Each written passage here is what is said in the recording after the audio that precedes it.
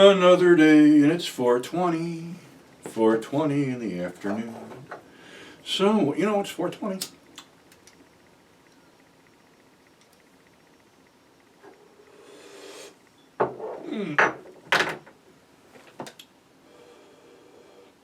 You know what I haven't fucking talked about lately? Wrestling. Wrestling's really hot right now. And a couple days ago, it was Abdullah the Butcher's 80th birthday. God, one of the few guys around from that era. Man.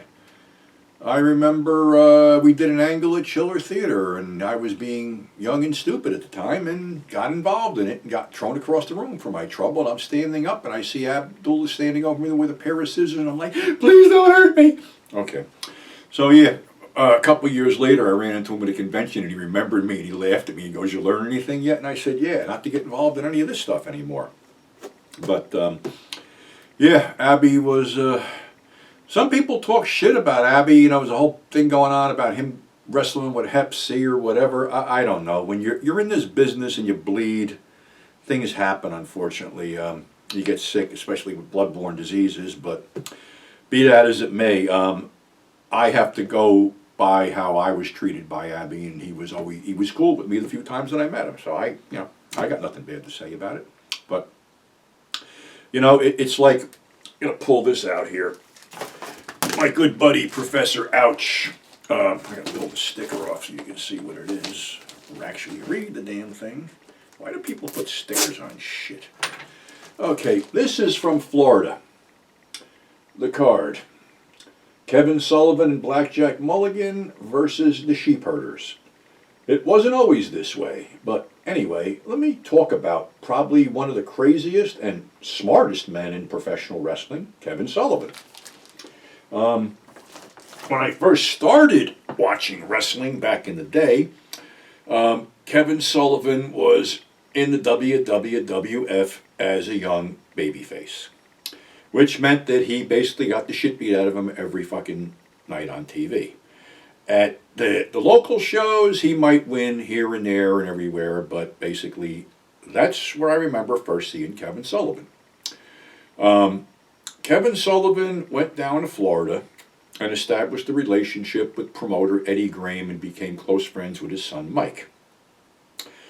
Kevin learned a lot from Eddie because Eddie was one of the best finish guys in the business. Eddie would create a card every Sunday night at the Eddie Graham Sportatorium in Orlando, Florida, and basically you didn't go home unsatisfied. I mean, I went down on vacation with my wife, and we wanted to, we were fans of this shit because, we were so used to the WWE stuff up here, or WWF back then, which was basically stomp, throw a punch, plotting stuff, where we got this on an off channel, and these guys were basically beating the shit out of each other. So we were down there on vacation. We found the Eddie Graham Sportatorium, which was this huge metal fucking barn-like structure. And they gave us like third row seats for like $5 a piece. And I'm trying to remember the card. It was Blackjack against the Purple Haze. Kevin Sullivan was there. Joe LeDuc was there. Barry Windham was there. Bob Roop. The Florida mainstays. It was a good show.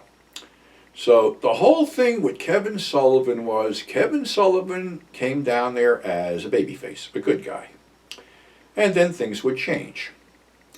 Well, Kevin had gone around the world basically and wound up working in the Far East and Australia under Jim Barnett, where he ran into people like King Curtis and Mark Lewin. These guys were huge down there. So this whole thing had never been done before. No one had ever done this before. Kevin was doing this whole, some people said it was devil worship, but it really wasn't. He was alluding to a bunch of stuff that was like mystical, like a Buddha Dean and the Tree of Woe and stuff like that. And it was all stuff he had picked up, traveling the world in Singapore and places like that. So what he did was, on a full moon night in November on a cold beach, he summoned the purple haze from the sea. Now, the Purple Haze was Mark Lewin, and Mark Lewin is like 80 years old today and like still buff. I mean, he always was in great shape. So here you have this guy emerging under the moonlight out of the sea. He's the Purple Haze now. Now, then Kevin took Bob Roop, who had been down there for a while, but, wasn't doing too much, and shaved half his head. And he became Moccasin. So these were all Sullivan's disciples, which would, the basic thing was they were trying to take down Dusty Rhodes and Barry Windham. Now, at the time, Blackjack Mulligan was wrestling up north WWF against Andre the Giant. I was doing a flea market in Rockaway, and I was out in the parking lot when I turned around and saw this guy standing by my mug rack, and I'm like, holy shit, is that who I think it is? It was Blackjack. So, chatted a bit and said, your son's very cool down there working in Florida and stuff like that. Well, after Andre beats him at the Garden, he's down in Florida with Dusty Rhodes. And it's the family of Dusty Rhodes, Barry Windham, and Kendall Windham, and whoever else is allied with them, against Sullivan's boys. And Luna Vachon came down there, and she basically was going to join the cult. She was playing a reporter type thing. Luna's a tough chick. So there was a whole deal that Sullivan was supposed to smack her, and that would turn her, and then she'd join the whole thing. So they're talking about this, and Kevin's like, he's like, I don't really want to smack a chick. So when they're walking out, she turns around, she goes, remember, lay it in, don't be a fucking pussy. So Kevin bangs, she flips over there, and everybody fucking turns on Kevin. All the fans turn on him.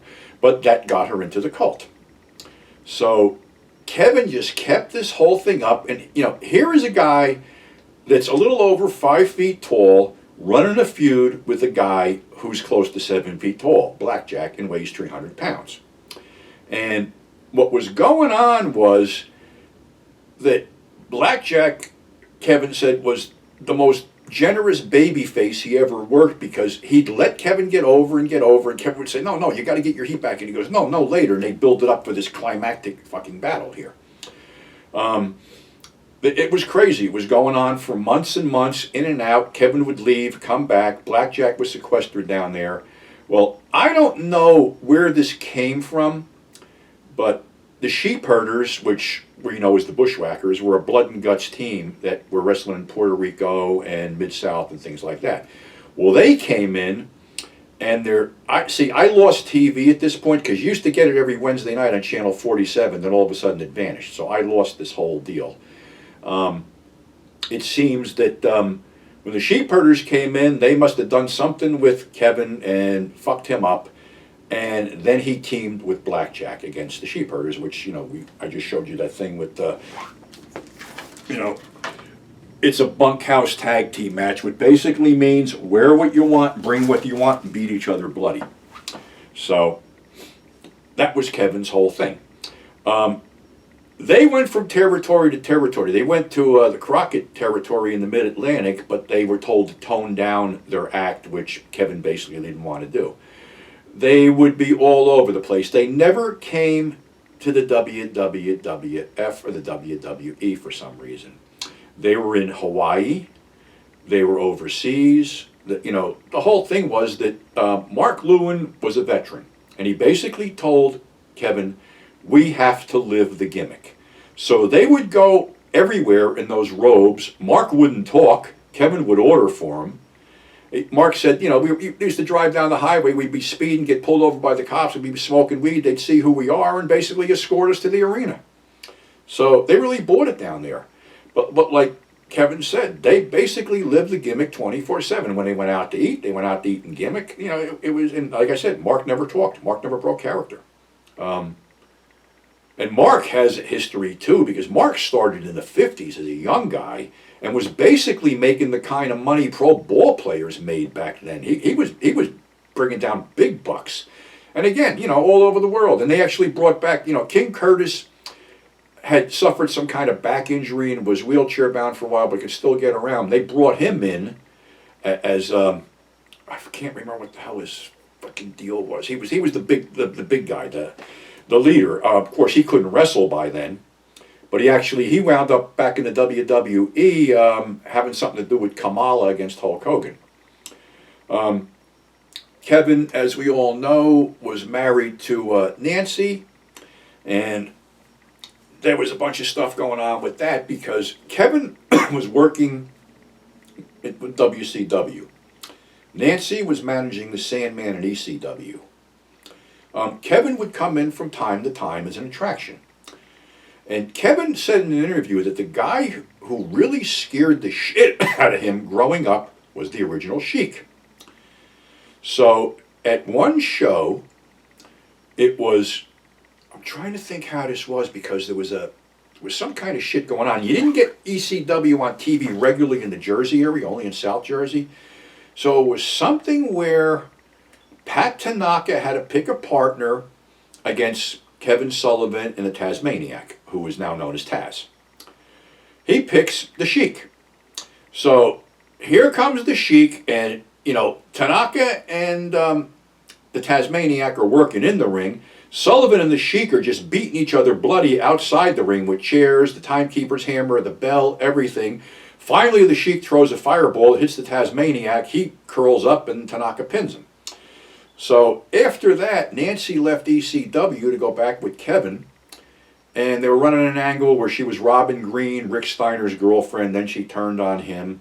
Then she was with the Horsemen, and Chris Benoit joined the Horsemen. Well, we all know how that worked out, and there was legit heat between him and Sullivan, and Sullivan and him had a couple matches where they were literally beating the shit out of each other. It looked like it was for real, and I'm pretty sure it was because there was animosity there. Sullivan, however, they crapped all over him and a bunch of people walked out. But Sullivan said he put the belt, the WCW belt, on Benoit. And he said, if he didn't deserve it, I wouldn't have done it. But it made sense to put the belt on him because he was the booker. So, Benoit, Eddie Guerrero, Dean Malenko, and Perry Saturn all left and went to the WWE. Benoit wound up marrying Nancy, and I'm not going to get into what happened because that was a total tragedy, which still bothers people today because nobody really knows the whole story. But Kevin is still doing indie shows, is still showing up here and there, still involved in the business, and really has one of the best minds in the business because he created all this stuff. And like I said, he learned from the master, Eddie Graham. And I'm telling you, if you go on YouTube, there's a lot of stuff, Championship Wrestling from Florida, Florida Wrestling, and you look at that from that time period, you look at what was going on in the WWF, and it was head and shoulders better. There was just a lot more people would come in there. And what happened was the WWF was backing that program to be shown on this UHF network at night with Channel 47 by me, so you could see people like Dusty Rhodes, Mike Graham, Steve Kern, other people like that, and see whether Vince would want to bring them up north. And basically, when Vince brought any of these guys up north, he watered them down. It was that simple. That's why I pretty much more enjoyed watching, Championship Wrestling from Florida, Georgia Championship Wrestling, Southwest, Texas, because it was more, realistic. It wasn't, a guy stomping his foot and throwing a punch. And, everything changed when McMahon took over the whole thing. I'm just surprised that he never brought in Sullivan as either a talent or somebody to be a booking guy or an agent or something like that, because like I said, the man has an incredible mind. So Kevin's still out there, Kevin's still working, and be nice if he was inducted into the Hall of Fame because, like I said, he's probably been around for like a good 40 years or so and, has contributed a wealth to the business and probably is one of the craziest men ever in the business. I mean, they ran a match at one point down in Florida. It was Dusty, Terry Funk, Abdullah, and Kevin Sullivan. Crazy, crazy fucking match. But like I said, Kevin's still working today. I think last time I saw him, he was with Major League Wrestling doing something and wound up getting bloodied. So, it's one of those businesses, people quit, but they always come back. And Kevin's been around for a long time. So that's our Grindhouse Purgatory for today. A little bit of wrestling nostalgia here. And thanks for tuning in. Thanks for subscribing. If you need to get anything from me, you can contact me directly at grindhousepurgatory@gmail.com. And hope everybody stays safe, masks up, and we'll see you on the flip side.